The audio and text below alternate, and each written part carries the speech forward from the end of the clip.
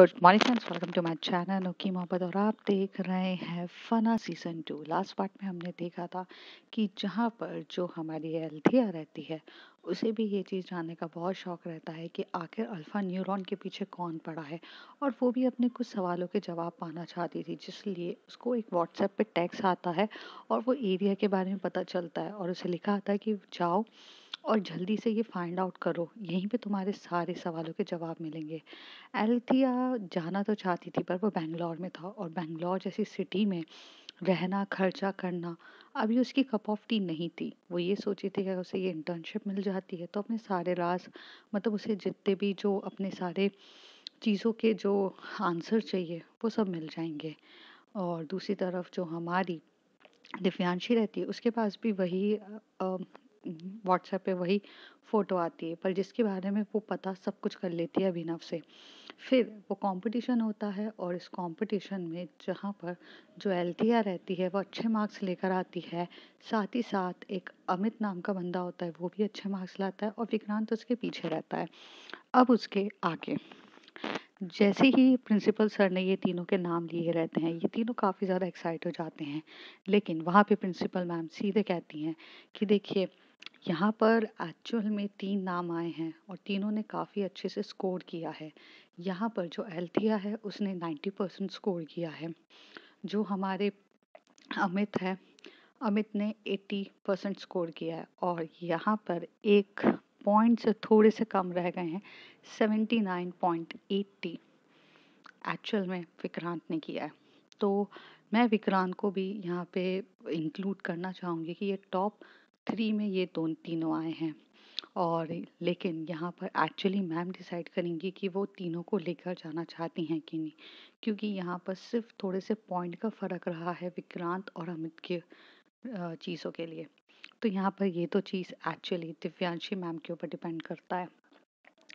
बाकी Althea, congrats, आप तो एक्चुअली में डायरेक्ट पहुँच चुकी हैं और काफ़ी खुशी की बात है कि आप डायरेक्ट उनकी इंटर्नशिप के लिए हुई है। एल्थिया वहाँ पे खड़े होके बोलती है, शुक्रिया मैम, थैंक यू।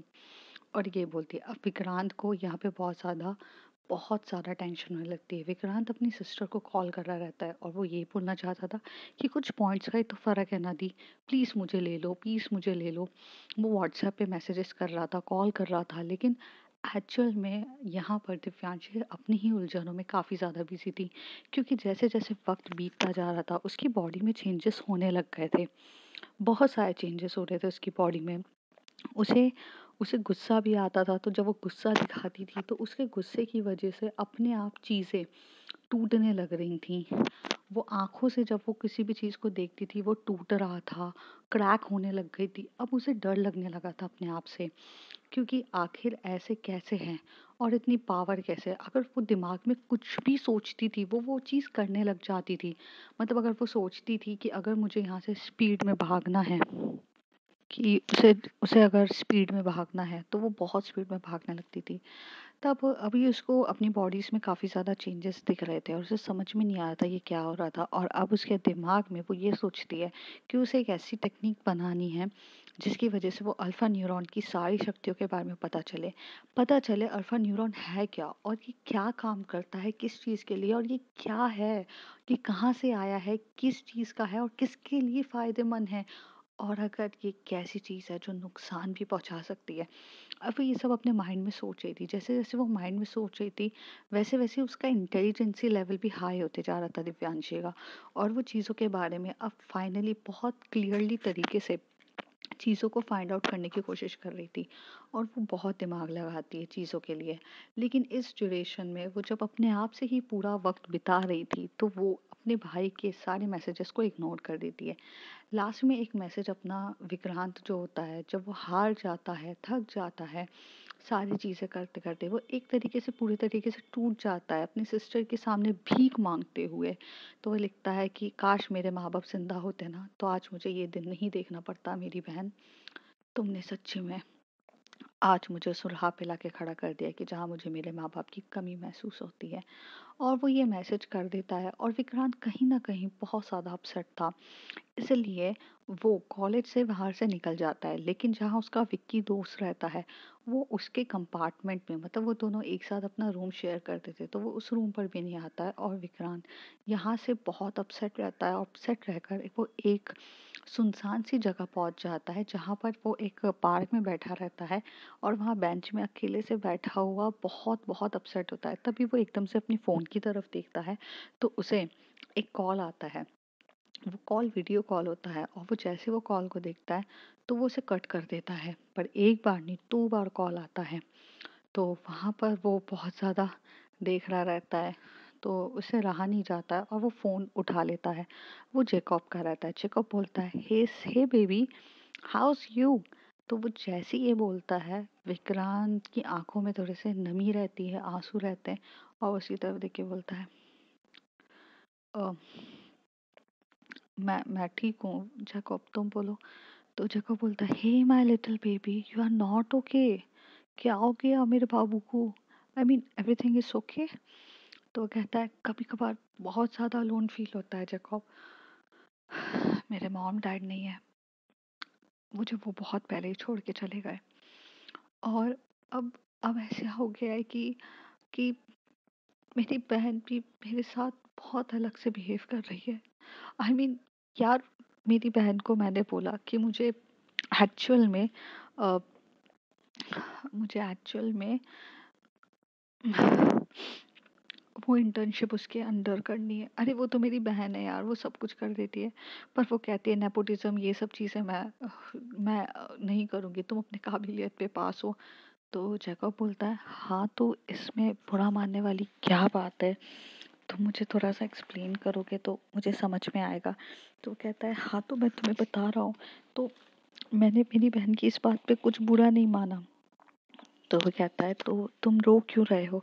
तो वो कहता है कि मैं रो इसलिए रहा हूँ क्योंकि मेरी सिस्टर, जो मेरी जान है, मेरी जहान है, उसको मैंने इतने सारे कॉल करे, इतना सब कुछ बुलाया, सब कुछ किया, सब कुछ किया, हर एक चीज़ करी, और उसको सिर्फ ये भी बताया कि मैं सिर्फ कुछ नंबरों से पीछे रह गया हूँ और कुछ नंबरों की वजह से मैं मैं नहीं कर पा रहा हूँ। तो प्लीज़ तुम मैनेज करना, प्लीज़ तुम ट्राई करना। तो पर वो जो है कि मेरे कॉल का मैसेजेस भी नहीं देख रही है, कुछ नहीं देख रही। तभी जैकब बोलता है, बेबी जस्ट रिलैक्स, हो सकता है वो कुछ काम में बिजी हो, और हो सकता है कुछ हो प्रॉब्लम। यार तो वो कुछ बिजी होंगी। तुमने मुझे शायद से ये बताया था कि उनके लेबोरेटरी में कुछ इश्यूज हो गए थे, राइट? तो वो कहता है कि हाँ, हाँ हो गए थे। तो हो सकता है शायद वो उसकी वजह से परेशान हो। देखो यार, हम यहाँ पर रहते हैं, हमें नहीं पता है कि वो उस मुसीबत में कितनी मुसीबतों में उलझ रही हैं। हो सकता है कि उनके माइंड में भी हज़ार चीज़ें चल रही हों। तो तभी वो कहता है, हाँ हज़ार चीज़ें चलती हैं, पर तुम्हें पता है आज तक ऐसा कभी नहीं हुआ है कि उन्होंने मुझे इग्नोर किया है।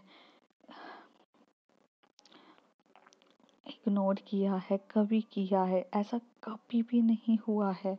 कभी भी ऐसा नहीं हुआ है। वो दुनिया में हमेशा से बहुत बहुत बहुत बिजी रहती हैं, तब भी वो हमेशा मुझे टाइम देती हैं। मे बी इस बार वो भूल गई, या फिर मे बी उन्हें ऐसा लग रहा है कि मैं उनके लिए अब बोझ बन चुका हूँ, और इसलिए वो ज़बरदस्ती। तभी वो कहता है कि जैकब बोलता है, तुम दिमाग खराब मत करो अपना, just relax, okay, just relax,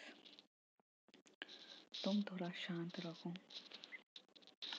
तो हाँ, तो तुम थोड़ा रिलैक्स हो, थोड़ा टाइम के बाद होगा।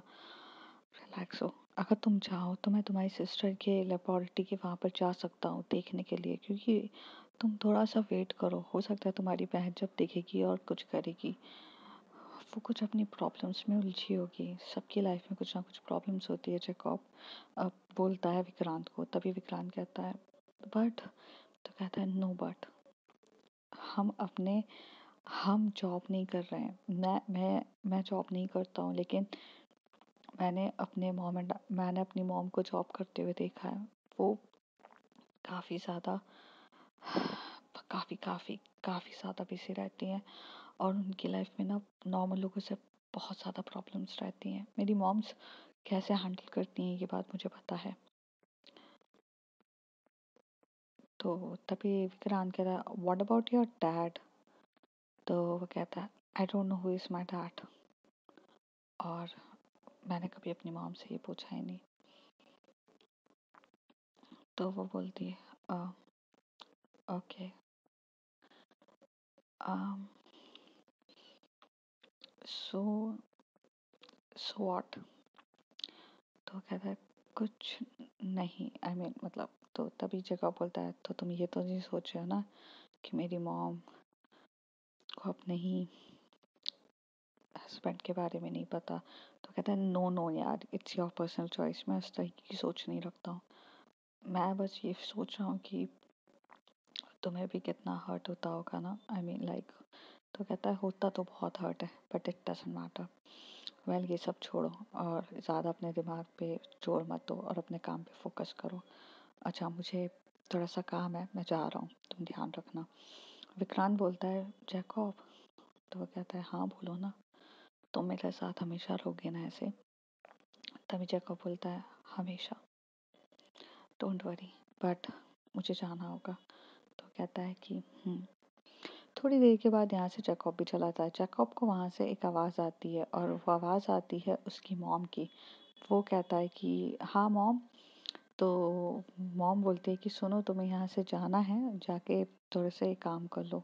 तो यहाँ से चला जाता है। यहाँ पे जो उसकी मॉम रहती है, उसका ना फेस रिवील होता है और ना कुछ होता है। तो अब जैकब की मॉम कौन है, ये तो हमें बाद में फाइंड आउट करना पड़ेगा, और उसके लिए आपको कंटिन्यू ये देखनी है सीरीज़। तो यहाँ से जो हमारी दिव्यांशी रहती है, वो जब अपने पूरे चीज़ों के लिए एक एक वो स्ट्रक्चर बनाती है कि कहाँ से कौन सी चीज़ें लिंक करी जाएगी, कैसे लिंक करी जाएगी, कहाँ से क्या चीज़ आएगी। इससे वो पूरे स्ट्रक्चर्स को लिंक करके एक चीज़ बना देती है, जिसका नाम रहता है एक मैपिंग। एक क्या बोलते हैं, ये किसी भी चीज़ को अगर आप इंस्ट्रूमेंट बनाते हो, तो उस इंस्ट्रूमेंट को बनाने के लिए सबसे पहले आपको एक मैपिंग करनी रहती है। तो वो बाय चीज़ों के लिए मैपिंग कर लेती है, और मैपिंग वो काफ़ी अच्छे से चीज़ों का करती है, और बहुत काफ़ी अच्छे से चीज़ों का मैपिंग कर लेती है। मैपिंग होने के बाद वो जब फ्री होती है, तो अपने मोबाइल की तरफ देखती है, तो देखती है 15 से 20 कॉल सिर्फ विक्रांत के। उसके बाद उसके 25 मैसेजेस, और जब वो 25 मैसेजेस के लास्ट में देखती है, तो लास्ट वाला मैसेज सिर्फ यही रहता है कि दी, आज आपने ये बता दिया कि मॉम एंड डैड नहीं है, ऐसे करते हुए। तो काफ़ी ज़्यादा, बहुत ज़्यादा, मतलब उसको बुरा लगता है, और मतलब उसे ऐसा फील होता है कि अपनी प्रॉब्लम्स और अपनी इन सब की उलझनों की वजह से मैंने सबसे ज़्यादा अगर किसी को हर्ट किया है, तो वो और कोई नहीं, मेरा ही भाई है। तो उसके मैसेजेस को पूरा पढ़ती है, जिसमें वो ये बोलता रहता है। तभी वो अपने भाई को कॉल करती है। विक्रांत जो अपसेट रहता है, वो वॉशरूम गया रहता है, काफ़ी ज़्यादा मतलब साइलेंट होता है। लेकिन जब वो वापस आता है, तो वो अपने सिस्टर्स के कॉल्स को देखता है, और वो फ़ोन उठाता है और उठा के बोलता है कि हाँ हाँ दीप, बोलो। तो कहता है, आर यू स्टूपिड, तुमने ऐसा कैसे भी सोचा, ये है वो है, ऐसा कुछ भी नहीं है, और तुम इन सब चीज़ों की टेंशन मत लो, मैं सब कुछ मैनेज कर लूँगी। और तुमने सोचा भी कैसे कि मॉम एंड डैड नहीं है तो मैं नहीं हूँ, तुम अपना दिमाग में ज़्यादा जोर मत डालो। और हाँ, मैं थोड़ी सी बिजी थी।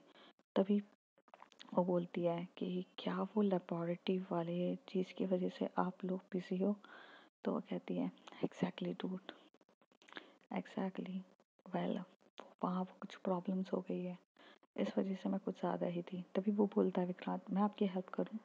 तो कहते हैं कि कुछ चीज़ों की हेल्प आप नहीं कर सकते हो। मैं वक्त के साथ थोड़ी सी बदल रही हूँ विक्रांत, और मुझे समझ में नहीं आ रहा कि मैं क्या करूँ। ये लेबोरेटरी, इन सब चीज़ों से मेरी मेरी पर्सनल लाइफ, मतलब मेरी खुद की बॉडी में कुछ ज़्यादा ही अफेक्ट हो गया है। तो तभी विक्रांत बोलता है, आप डॉक्टर के पास क्यों नहीं दिखाती हैं? तो कहते, कुछ सवालों के इलाज डॉक्टर भी नहीं कर सकता है। पहले तुम ये सब चीज़ें मत सोचो, तुम बस बैंगलोर आने की तैयारी करो। तुम मेरे भाई हो और तुम मेरे साथ रहोगे, बट मेरे साथ नहीं रहोगे। I mean you can't stay with मी। तो कहता है, क्यों? तो वो कहता है, Vikrant, something is going wrong with me and I don't want कि तुम वो चीज़ें देखो, इसलिए मैंने तुम्हारे लिए एक अपार्टमेंट सोचा है, तुम वहाँ रह सकते हो। तो वह कहता है, ओके दी। इतना बोल देता है, उसके बाद कुछ नहीं बोलता है विक्रांत। विक्रांत भी उस रात इसी तरीके से मतलब सोच वोच में चला जाता है। दूसरी तरफ जो एल्थिया रहती है, वो उसी व्हाट्सएप पिक के बारे में देख रही रहती है और वो अपने सवालों के जवाब पाने के लिए बहुत कोशिश करती है। वो नेट पे सर्च करती है, यहाँ वहाँ सर्च करती है, लेकिन उसे कुछ भी नहीं मिल रहा रहता है। तभी वहाँ से उसको एक मैसेज आता है और वो दिव्यांशी का रहता है, कहती कॉन्ग्रेट्स। तभी उसको, आल्थिया को लगता है कि अगर मुझे सारे सवालों के जवाब चाहिए तो मुझे दिव्यांशी के पास ही जाना पड़ेगा। तो वो दिव्यांशी को मैसेज करके बोलती है, दिव्यांशी, हाँ मैंने वो सब चीज़ें क्रैक कर ली जैसे तुमने कहा था अपने बलबूते पे, तो क्या अब मैं तुम्हारे साथ करीब रह सकती हूँ हमेशा के लिए? वो उसे कॉल पे बोलती है। तभी दिव्यांशी बोलती है, someone is very curious to stay with me. मतलब अभी तक जो इंसान मुझे ये कहता था कि दूर भागना है भागना है, अब वो मेरे करीब रहना चाहता है। तो बस तो वो बोलती है कि मैं एक्चुअल में, मुझे नहीं पता ना कि कैसे होता है ये सब चीज़ें। तो तभी दिव्यांशी बोलती, कैसे, क्या मतलब तुम्हारा क्या होता है? तो कहती है, आई डोंट नो कि how the relationships work. I mean I never interact with any girl और इवन अ बॉय, सो मुझे नहीं पता कि कैसे लड़की या लड़के को ट्रीट किया जाता है और मतलब किस तरीके से वो करीब होते हैं। तभी दिव्यांशी बोलती, उसी तरीके से करीब होते हैं जिस तरीके से मैं और तुम करीब हुए थे। तो वह कहती है कि हाँ मतलब हमारा करीब होना तो थोड़ा अलग था ना। तो वह कहती है, थोड़ा अलग, काफ़ी अलग नहीं था? तो हंसते बोलती है, हाँ मतलब काफ़ी अलग। तुम्हें कुछ फील नहीं होता क्या?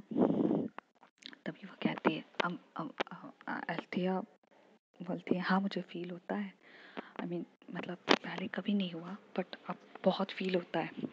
मेरे लिए ये बहुत कुछ नया है, मैं इन सब चीज़ों को नहीं जानती, पर अब मुझे ऐसा लगता है कि मुझे जानना चाहिए, मुझे पता करना चाहिए कि क्या है ये, कैसे है। और सच बोलूं तो मुझे अब हर चीज़ को जानना है, तुम्हारे साथ वक्त बिताना है, तो बात तुम्हारे साथ जो ये टच करने के बाद जो फीलिंग्स आती है उस फीलिंग के बारे में जानना है। सच बोलूं Divyanshi, I don't know, but ये सच है कि मैं तुम्हें लाइक करने लग गई हूँ, और लाइक नहीं, बहुत ज़्यादा लाइक करने लग गई हूँ। जब से वो मोमेंट हुआ है, वो मोमेंट ने मुझे पागल कर दिया है। मैंने आज तक कभी किसी के लिए ऐसा फील नहीं किया, but you are the one whom I feel all the things. I can understand कि तुम क्या फील कर रही हो। एक्चुअली मैंने भी आज तक कभी किसी लड़की के लिए ऐसा फील नहीं किया है, मतलब मैं कभी किसी लड़की को अपने करीब ही नहीं लेकर आई हूँ, बट अब मुझे अजीब से वाइब्स आते हैं जब तुम मेरे करीब होती हो। मुझे भी तुम्हारे साथ वक्त बिताना है। तभी यहाँ से अल्थिया कहती है कि दिव्यांशी, अगर मैं इंटर्न बनी तो क्या 24 घंटे मैं तुम्हारे साथ रह सकती हूँ?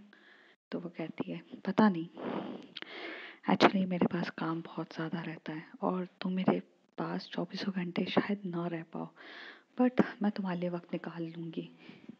तुम बैंगलोर तो आओ, एंड मैं ये चाहती हूँ कि तुम मेरे साथ मेरे अपार्टमेंट में रहो, अगर तुम्हें कोई प्रॉब्लम ना हो।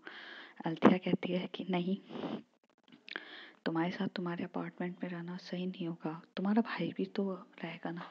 तो वो कहती है कि नहीं, मैं अपने भाई को नहीं रखना चाहती हूँ, इन दिनों मैं कुछ प्रॉब्लमों से उलझ रही हूँ और तुम मेरी मदद कर सकती हो अल्थिया, और इसलिए मैं चाहती हूँ कि तुम मेरे साथ रहो और मेरे करीब रहो। बस यही एक चीज़ है जो मैं तुमसे चाहती हूँ और शायद तुम मेरे लिए ये कर सकती हो। अल्थिया कहती है कि हाँ ज़रूर, क्यों नहीं, मैं तुम्हारे लिए सब कुछ कर सकती हूँ, ऑफ कोर्स तुम मेरे लिए काफ़ी स्पेशल हो। तो वह कहती है अच्छा चलो मैं रखती हूँ और मुझे कुछ ज़रूरी काम है। यहाँ पर अल्थिया जैसी फ़ोन रखते वो एक लंबी सांस लेती है और फिर से वो लैपटॉप की तरफ देखने लगती है और कहती है ये सारी चीज़ें अब मैं फाइंड आउट सिर्फ एक ही टाइम पे कर सकती हूँ। मुझे जाना होगा बेंगलोर, और अब बेंगलोर में मैं अगर दिव्यांशी के साथ रहूँगी तो मुझे पता चल जाएगा, Divyanshi I am coming for you baby, ऐसे अल्थिया कहती है। दिव्यांशी यहाँ पे अल्थिया की फ़ोटोज़ देख रही रहती है और फोटोज़ देखते टाइम वो थोड़ी सी चीज़ों को नोटिस करती है कि अल्थिया अल्थिया कौन है। अल्थिया के पास कुछ स्पेशल पावर्स हैं और जब से अल्थिया और मैं इंटरेक्ट हुई हूँ मुझे ये रियलाइज़ हुआ है कि मेरे अंदर भी चेंजेस हो रहे हैं। इसका मतलब अल्थिया भी इन सब की रीज़न हो सकती है और मुझे ये चीज़ फाइंड आउट करनी चाहिए। नेक्स्ट डे जब ये सब चीज़ें ख़त्म हो जाती है तो जब कॉलेज में होता है तो तभी प्रिंसिपल मैम बोलती हैं कि आप लोगों का एक्चुअली वीडियो कॉन्फ्रेंस है दिव्यांशी के साथ। तो जब दिव्यांशी के साथ वीडियो कॉन्फ्रेंस हो रही रहती है अल्थिया की, तो वो उससे कुछ बेसिक सवाल पूछती है जिसका वो आंसर्स अच्छे से दे देती है। वो उसे बोलती है कि आप इंटर्नशिप के लिए आ सकती हैं। और दूसरी तरफ जो अमित के साथ होता है तो अमित के साथ वो 10 सवाल पूछती है, उसमें से अमित सिर्फ और सिर्फ 5 सवालों के जवाब दे पाता है, लेकिन वही 10 सवाल वो एक्चुअली में विक्रांत से पूछती है तो विक्रांत उसमें से 7 सवालों के जवाब देता है। तो उसे कहती है कि जैसे रूल हुआ था कि मैं 2 ही लोगों को इंटर्नशिप दे सकती हूँ, तो मैं विक्रांत और अल्थिया को देना चाहती हूँ। यहाँ पर अमित बहुत ज़्यादा अपसेट हो जाता है और उसे रोना आता है। तब वो उसे बोला जाता है, अमृत को कहा जाता है कि अमृत आप जाओ और ये अमित का चीज़ें पता करो। तो बाद में पता चलता है कि अमृत इतने मार्क्स इसलिए लेकर आ पाया था क्योंकि उसने कहीं ना कहीं अल्थिया के पीछे बैठा था, तो उसने उसके साथ कुछ चीज़ें उसके आंसर्स कॉपी कर लिए थे, इसलिए वो उसके उसके हिसाब से ज़्यादा मार्क्स लेकर आ पाया। तो यही एक रीज़न था। बट जब अगर नॉलेज की बात करें तो वो सिर्फ विक्रांत और एक्चुअल में अल्थिया के पास था, तो उनका दोनों का नॉलेज काफ़ी ज़्यादा अच्छा था और उनका नॉलेज को ध्यान में रखते हुए वो लोग डिसाइड करते हैं कि वो लोग ये चीज़ों को आगे बढ़ाएंगे। इस तरीके से वो सिलेक्ट हो जाते हैं और यहाँ जो अमृत रहता है वो इन दोनों को लेके बोल देता है। अब ये दोनों काफ़ी ज़्यादा एक्साइटेड रहते हैं और बैंगलोर जाने के लिए। जैसे ही ये लोग बैंगलोर पहुँचते हैं तो वहाँ पर विक्रांत के साथ विक्रांत जब क्या बोलते हैं मतलब यहाँ एयरपोर्ट पे आता है तो विक्रांत के वहाँ पर आने पर तो उससे सबसे पहले कोई मिलने आता है तो वो उसकी सिस्टर रहती है और सिस्टर वेलकम करती है अल्थिया को भी और अपने ब्रदर को उस गले लगाती है और उसे बोलती है कि welcome back my brother, my little brother, you are so cute, और उसके फोरहेड पे किस करती है और अल्थिया को विंक करते हुए बोलती है हे सेक्सी बेबी। तो अल्थिया इधर उधर नजर करने लगती है और वो इशारों में कहती है कि तुम अपने भाई के सामने तो चुप हो जाओ। तो तभी दिव्यांशी कहती है ओह संस्कारी बेबी। तभी वो अमृत को कहती है कि आप विक्रांत को लेके जाइए कंपार्टमेंट में जो मैंने आपसे बोला था, बुक किया था। और तभी वो कहता है कि वो अल्थिया का आदि। तो कहती है अल्थिया लड़की है तो मेरे साथ रह सकती है, कोई इशू है क्या। तो वो कहती है कि पर दी मैं क्यों नहीं रह सकता। तो वो कहते हैं कि ये अपार्टमेंट सिर्फ गर्ल्स के लिए है ना, तो मैं भी खुद गर्ल्स अपार्टमेंट में रहती हूँ तो मैं तुम्हें अपने साथ नहीं रख सकती हूँ, सो आई एम रियली सॉरी। तुम्हारे लिए बॉयज़ अपार्टमेंट में किया है and don't worry, boys apartment में तुम जैसे ही जाओगे तुम्हें कुछ सरप्राइज़ मिलेगा और ये सरप्राइज़ तुम्हारे लिए काफ़ी अच्छा होगा और तुम मुझे थैंक यू ही कहोगे। तो वो कहता है ऐसा क्या किया है दीदी आपने। तो वो कहता है आप जाओ। यहाँ से जो अल्थिया रहती है उसे वो दिव्यांशी अपने साथ बिठाती है और कार में लेकर जाती है और यहाँ पर अमृत के साथ चले जाते हैं। अमृत वहाँ पर जाके अपार्टमेंट में खोलता है और बोलता है 6th फ्लोर आपका है। जैसे 6th फ्लोर के अपार्टमेंट के गेट पे वो जाता है, गेट ओपन करता है तो लाइट्स ऑफ रहती है। जैसे लाइट ऑन होती है तो इतने सारे बैलून्स रहते हैं और वेलकम टू माय होम लिखा रहता है और जैसे ही वो अंदर आता है तो उसे पता चलता है कि जैकब एक कोने पर बैठा है अपने नीज पर और उसके हाथ में फ्लावर सामने देख कर बोलता है वेलकम बैक बेबी। और जब वो दोनों एक दूसरे की तरफ देखते हैं काफ़ी प्यार से तो वो एक दूसरे को हग करते हैं और यहाँ पर जैकब से कंट्रोल नहीं होता है और वो विक्रांत को किस कर देता है। अब फर्स्ट टाइम विक्रांत और जैकब एक दूसरे को किस कर रहे रहते हैं। वो काफ़ी डीपली तरीके से एक दूसरे को किस करते हैं और उनके किस करने के में तरीके में भी बहुत ज़्यादा रोमांटिक हो रहा रहता है। और जैसे जैसे लाइट्स ओपन होती है उसने पूरा डेकोरेट किया रहता है। विक्रांत स्माइल करते हुए बोलता है ये मेरे लिए सरप्राइज था। तो कहती है हाँ, तुम्हारी सिस्टर ने मुझे कहा था कि मैं तुम्हारे लिए अपार्टमेंट तैयार करूं। तब मैंने कहा कि मेरा तो ऑलरेडी कोई रूममेट है नहीं, तो आपको कोई प्रॉब्लम ना हो तो विक्रांत को मैं अपने साथ रख सकता हूँ। तो उसने बोला हाँ। So now I am your roomie. तो इतने हंसते बोलता है you are not only my roomie, you are my life partner, I love you Jacob. तो वो कहता है लव यू टू विक्रांत। और दूसरी तरफ जो अल्थिया रहती है उसे जब कार में लेते हुए जा रही रहती है तब दिव्यांशी उसके हाथ को टच कर रही रहती है। अल्थिया जैसी टच लेती है दिव्यांशी का, उसकी तो बॉडी मतलब एकदम फ्रीज या एक अलग ही मोमेंट में जाती है और उसे कुछ अजीब सा ही फील होने लगता है। तो वो लोग जब कंपार्टमेंट में जाते हैं तो जैसे ही ओपन होता है तो कंपार्टमेंट बहुत सिंपल सा रहता है। मतलब वो एक क्या कह सकते हैं 1 BHK रहता है, नहीं 2 BHK रहता है। जैसे 2 BHK में होता है तो वहाँ पर वो उसे बोलती है कि वो जो वहाँ जो रूम है ना, वो रूम तुम्हारा है। वो जैसे ही अंदर जाती है और वो रूम को ओपन करती है तो वहाँ लाइट्स ऑफ रहती है। तो वो बोलती है कि यहाँ पे लाइट्स का बटन नहीं दिख रहा है। तो वो कहती है अंदर जाओ स्विच होगा। अब वो भी सब कुछ मैं करके दूंगी क्या, दिव्यांशी ये बोलती है। तभी आदित्य बोलते हैं ओ फाइन मैं देख लेती हूँ। जैसे ही वो अंदर जाती है पीछे से डोर लॉक होता है और एकदम से लाइट्स ऑन होती है और वो पूरी लाइटिंग से भरा हुआ रहता है। No balloons no nothing, all the romantic lights रहती है। और वो पीछे से आके एकदम से अल्थिया को हक करती है दिव्यांशी और उसके बालों को साइड करते हुए उसकी नेक पे थोड़ा सा किस करके बाइट करते हुए बोलती है ये हमारा रूम है। तो तभी अल्थिया टॉन होके बोलती है हमारा रूम मतलब हम अलग अलग नहीं रहेंगे, हम एक साथ रहेंगे। तो वो कहती है यू लव मी ना।